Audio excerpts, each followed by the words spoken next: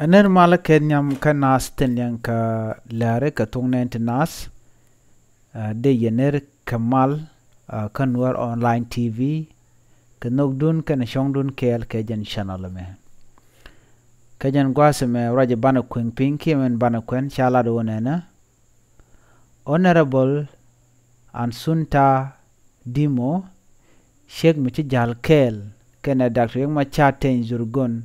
ka gwas me bar te roy mi chalat ka kwide la kuma spele mayo ban rajama bana jelinga gwa mi jira ma jedit gore jin bizen nyokane ko ken ko blerin kono non ka tungne internet bu ka chwalingi agwa Shadow Honorable Asunta Aramkel Kabon Member of National Parliament Shalado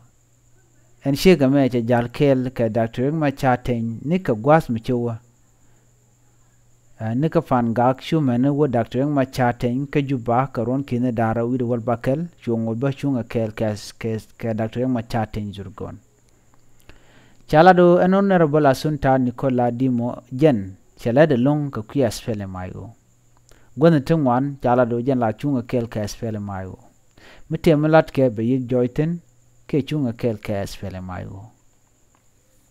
Chalado ejen shegen nyam mentogo ba mukteb aspele mayo lep rewe ka Western Albar Gazal ka ejen shek en led ala National MP entama en shegame Chalado lede long rewe jen wini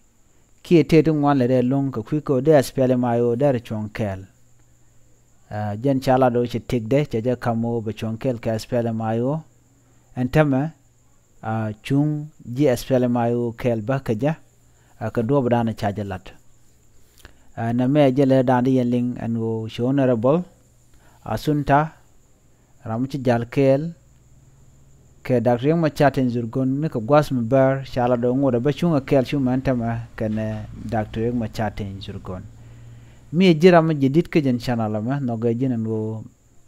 bi subscribe ka bi jen nyak ba kanidin ko ken biya te kamal bye bye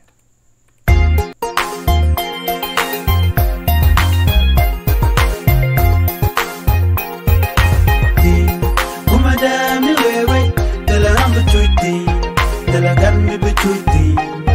talameti belonti kumada mi wewe talagan betuti talagan betuti